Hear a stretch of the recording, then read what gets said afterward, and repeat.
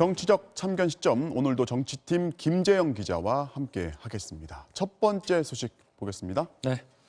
잠룡 집결 청와대, 이낙연은 어디에? 자, 어제 청와대 행사에서 이제 주요 대권 후보들도 등장을 했는데, 참여를 했는데, 네. 이낙연 대표는 빠졌다는 얘기죠. 네, 당 대표가 반드시 가야 할 행사는 아니었지만 네. 참석자들인 만큼 이낙연 대표의 불참을 두고 다양한 해석이 나오고 있습니다.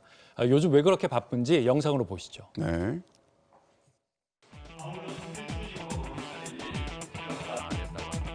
앞당김 모습에서 잘 설명해 주셨고. 2020 더혁신위원회를 비상설 특위로 의결했습니다. 대통령 선거, 지방선거, 4월 총선거에서 연거푸 이기면서 국민의 기대도 그만큼 커졌습니다. 문재인 대표님 때의 인적 쇄신과 공천혁명, 이해찬 대표님 때의 플랫폼 정당을 구축해 선거 승리를 이끌었고 무한 책임을 갖고 스스로 혁신하며 100년 정당으로 만들어 가리라. 내년에 중요한 선거 준비도 필요한 만큼 오래 서둘러서 설계도를 그려놔야 윤리 문제가 없는지, 부동산과 관련된 문제가 없는지 이런 것 쭉 두루 살피고 있거든요. 또 하나는 청년, 일자리 이런 문제를 이제 대응하기 위해서 당의 체질과 조직 구조 이런 걸 좀 진단하고 재정비하는 그런 일들을 하나하나 시작하고 있는 셈입니다. 자, 혁신이란 단어가 등장을 했지만 이제 이낙연 표 혁신에 시동을 거는 거네요. 네, 쉽게 말해서 이낙연식 채색에 들어가는 겁니다. 당장 눈에 띄는 게 윤리특위 설치인데요. 부동산이나 선거법뿐만 아니라 SNS 활동에 대한 윤리 책임 문제도 다룰 예정입니다. 자, 이 시간에도 다뤘지만 김홍걸 의원, 정정순 의원이 딱 떠오릅니다.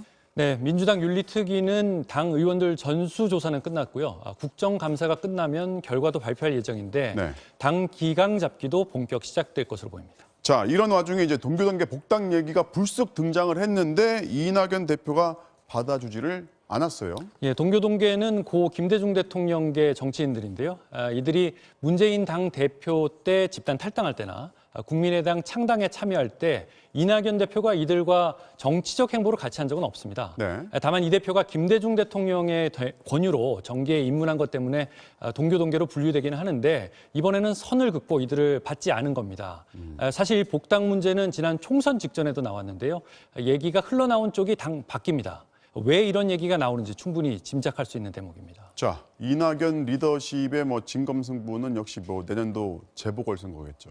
네, 선거에서 어떤 후보를 어떻게 공천하느냐 이런 문제인데 지금은 일단 공수처 문제에 집중하고요. 네. 선거 얘기는 최대한 미루겠다는 건데 시간표상 11월 말에는 시작해야 할 걸로 보입니다. 네, 두 번째 소식 보겠습니다.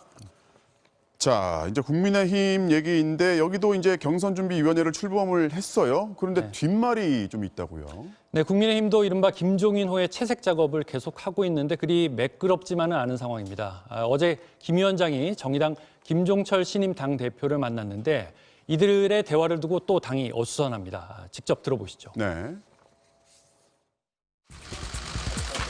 가르침을 내가 지금 이번에 그 얘기를 제의한 건 경제 3법뿐이 아니라 노동법 관계도 차제에 같이 좀 했으면 좋겠다. 전향적이고 또 고민을 많이 하는 부분을 던져주시면 조인회 같은 데서 좀 앞장서서 그런 얘기를 하면은 우리가 거기에 같이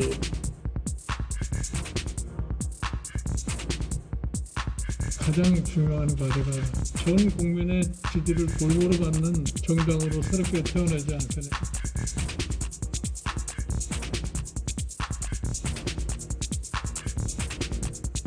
갈등 전혀 없습니다. 어떤 사안을 두고 모든 사람들이 다 일사불란하게 한 방향으로 갈 수는 없지 않습니까? 장제원 의원 같은 생각을 가지고 있는 분도 있고 우리 비대위의 리더십에 관해서 소통 부족 문제를 제기하는 문제도 없지 않습니다. 삼선들로서는 지금 이 기회에 상임위를 운영해보자는 생각이 없을 수가 없죠. 전체적으로 들어보면 이제 결국엔 김종인 위원장에 대해서 당내 반발이 심하다 이거잖아요. 네, 아직 구심점이 없다. 단일화되지 못한 당 내부 상황이 또 드러난 거다 정도 해석이 가능할 것 같습니다. 자, 이런 와중에 이제 서울시장 출마를 공식화한 당내 인사들이 나왔는데 이걸 두고 또 잡음이 있어요. 네, 김선동 사무총장과 지상욱 여의도 연구원장인데요. 원래는 당에서 경선위원으로 내정을 했는데 이 자리를 버리고 서울시장 후보로 나와버린 겁니다. 이렇게 당에서 언론에 예고했던 내용이 번복되는 일이 반복되고 있어요.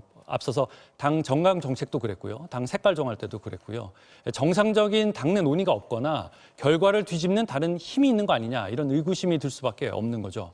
예전에 친박 대 친이계처럼 극심한 대립 국면까지는 아니더라도 영남 대 비영남, 원내 대 원외, 또 비대위와 다선 의원들 간의 갈등이 계속되고 있는 거 아니냐 이런 분석이 나오고 있습니다. 네, 오늘은 여기까지 듣겠습니다. 지금까지 정치팀 김재영 기자였습니다.